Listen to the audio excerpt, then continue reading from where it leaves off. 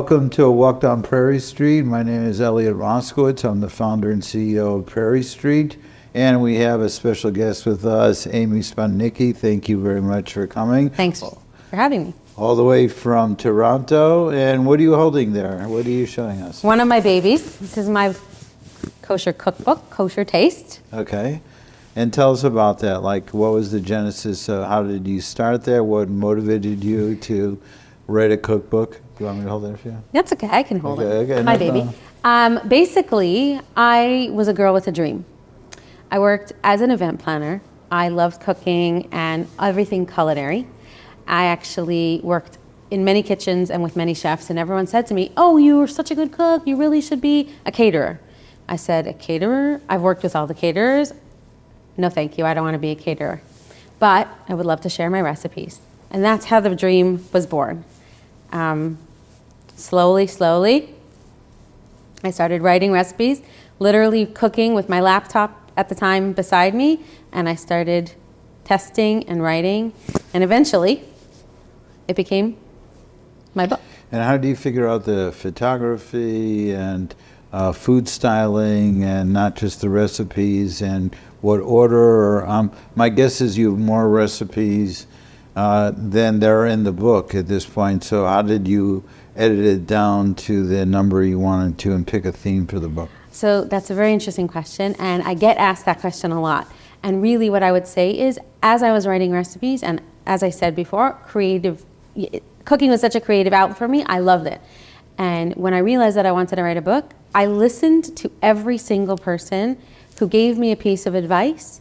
Every single person who gave me any advice, I listened and I tried to put it in my book.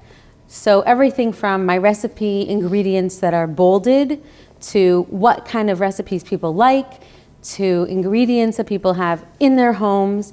And that's how it kind of developed, really trying to please the people. And were there any comments that people made that in your mind you said, take a hike, that's the wrong way, and I'm not going to be one of those who the last person that whispered in my ear I'm going to do? So I'll tell you, there's only one thing that I really there's a few things that I take a very strong stand on when it comes to food. I will have nothing to do with tuna casserole. Nothing at all. So there's no hot tuna and there's no mushroom soup, pasta combination. I apologize to anyone who likes tuna casserole, but we have to be true to ourselves.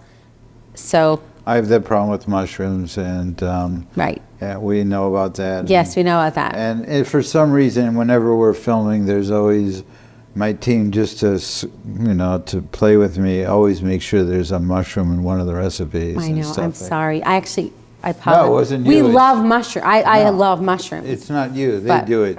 They don't want me to have such strong control in the quality control aspect, and it's just to play with me, which I accept in good humor up to a limit. So we've kind of tried to do this similar thing. I mean, I've been working on this project of building content, video content, for more than 3 years. We published 150 videos. I've had a big hand, as long as with my team, a great team that we have, and now we're branching out in shorts and magazines and blogs and podcasts. And one of the things I liked or wanted to do about that podcast is, if you ever watch one of these cooking videos or our cooking videos, sometimes we'll have two people cooking together, or once in a while I'll even go on camera, and you get like in these TV shows in the morning, like a 20-second piece of information about the person in between while they're searing something. And I'm an avid collector of understanding the journey.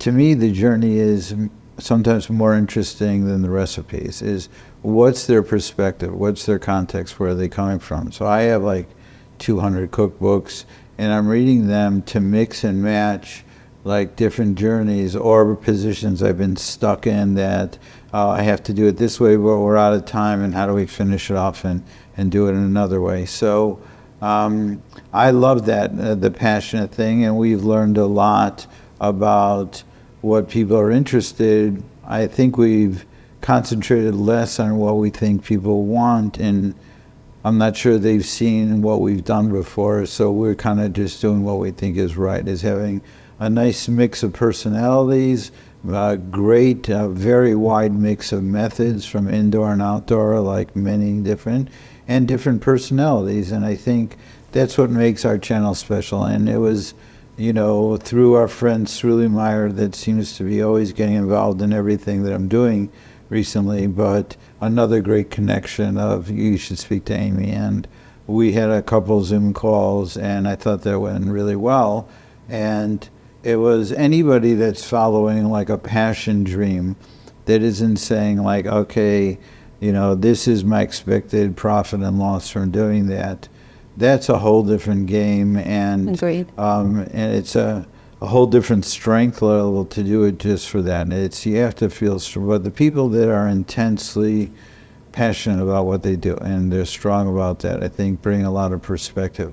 So when you put these things, and then actually the community got involved with you in writing that book and cheering you on, that kind of gave you strength to be even more focused and go from there. Absolutely, absolutely. In fact, I would say that, you know, like I said, I was a girl with a dream, and I wanted to write a cookbook. And then once my cookbook came out, I had all my friends telling me, you have to market your book now. Now you have to go online and you have to promote on social media. And I was very shy, and I was not the type of person to be on social media.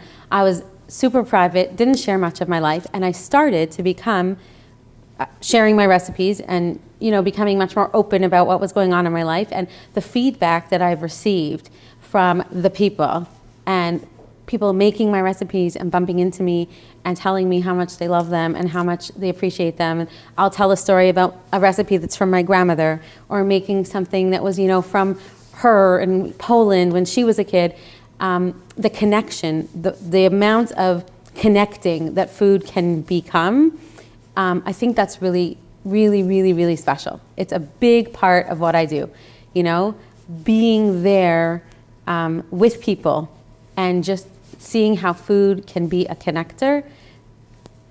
It's amazing. I'm from a very large Chabad family. We're all over the world, and I was in Mexico last week, and food is absolutely a connector. Yes. I mean, because people know that Chabad's anywhere in the world that they need, whether Chabad is they're amazing. tourists or business or Yeah. that, and whether it's food or other structures that they need. And one of the things we try to do is also concentrate on different parts of the world and different cultures, and that's kind of the advantage of being your own creator and doing that. And I'm very proud so far of all the chefs that have been on our channel, and I'd love for you to come back. Today, if people don't know, we were filming short videos today. It was the first time we worked together. I thought it went really smooth. We have a great behind the camera team as well. But I'd love to get you on to some of our long-term videos, long-form videos as well, because that's a different level of teaching as well. And I think you've seen in this Prairie Street Culinary Kitchen where there's no shortage of any kind of equipment or tool. Not at all. So it's been a complete pleasure. Yeah. So we love that. And so you have one of these stories that you started when you were younger, just helping around the house and just getting passionate about cooking, and then start to formalize, and that kind of became a career in itself.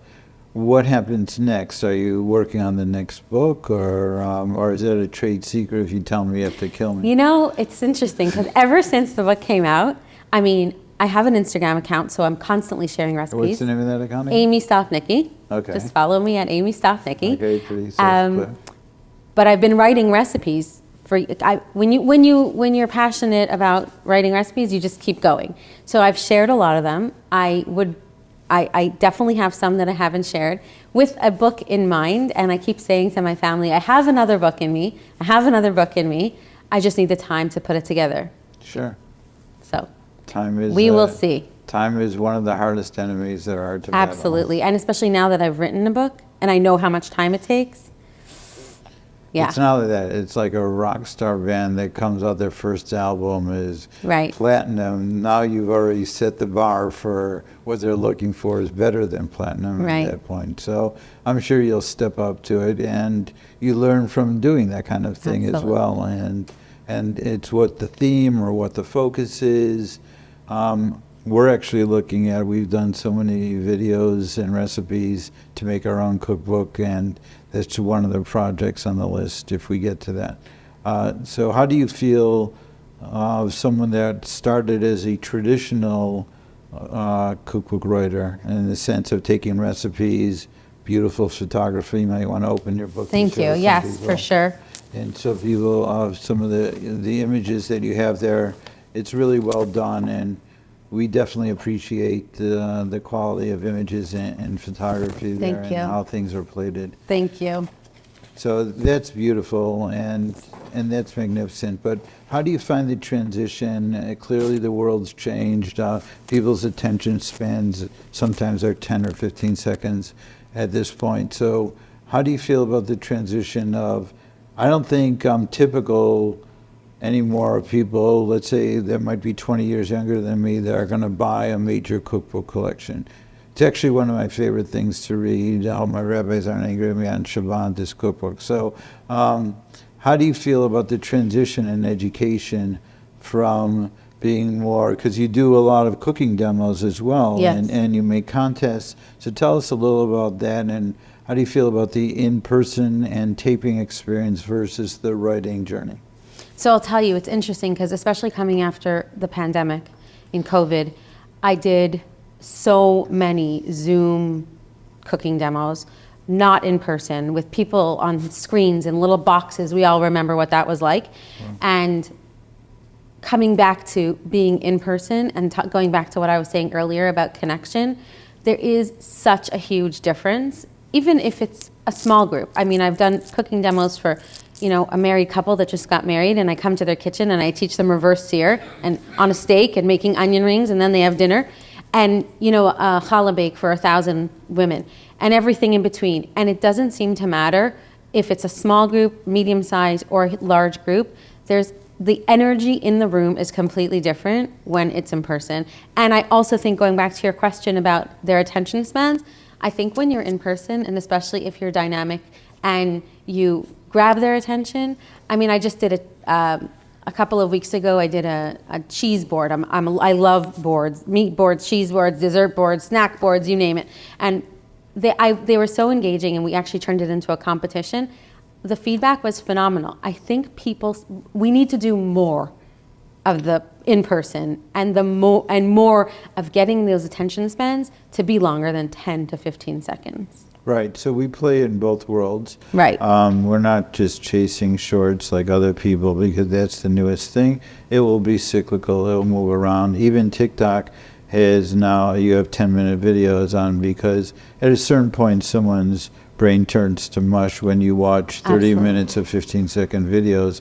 And from a retention standpoint, I'm not a PhD psychologist, I would bet like serious cash that the retention value is very low in those areas. So we try to balance it up, whether it be the written word or whether it be longer form videos.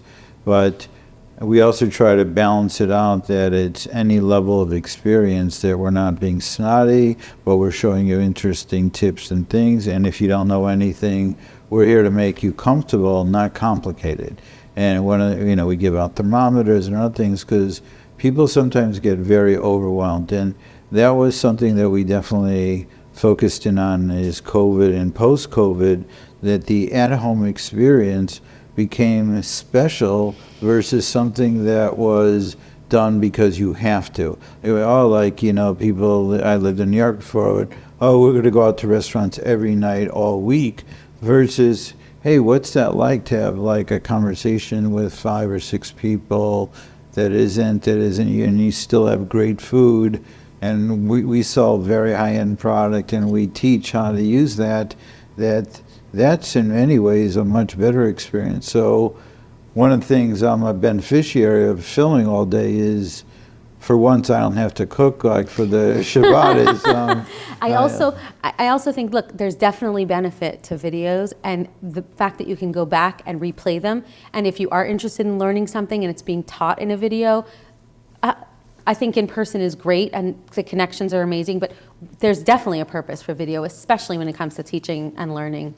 So one of my pet projects that I really hope to get out in the first half of the year is translating our videos into Hebrew. Oh, that's amazing. And I think in context of what's going on in the war and everything, like, it's not like the restaurant mood for the most part, that this is another way of bonding, cooking together, even thinking that maybe we should bring kids at some point on the channel and doing some kind of like teaching kids, and they take pride in that they can make something and do something for themselves. So you're creative. When we were talking before off camera, you're talking about some of the contests and things, and that's one of the things is a big goal for us next year, is beyond education, is making it fun, interesting, and something that's really global more than just to be a sales machine. And that's always been the intent for the amount of energy and money we put into this side of the business, is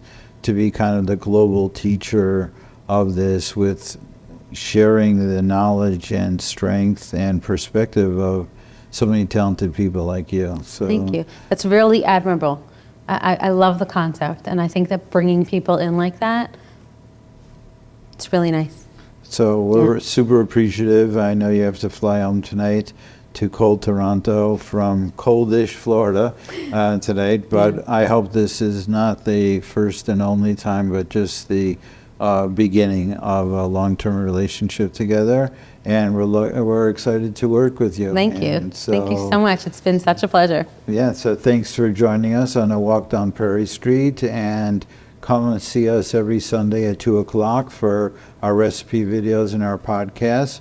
And look out for Amy. You're going to see her more involved in what we do. And check out her Instagram and what she does. She's just an amazing. One of the great things about doing these filmings, even though they're really complex, is my favorite job, which I call quality control, and getting to taste everything you make. And it's better than, it's hard to say this, but it's the truth. It's really better than going to any restaurant, because you start with a great product and someone like you that makes it. And I love to taste different things that are done. So thank you again for joining us. Everybody check out Amy on her social media, and come back to see us again at prairiestreet.co. We've put together a whole content section there that we've combined all our content, videos, recipes, blog posts, all there on our website for you to see. So check that out and join us next time. And Amy, safe travels. Thank you. Thank you again for coming. Thank you. Thanks for having me. Okay, great.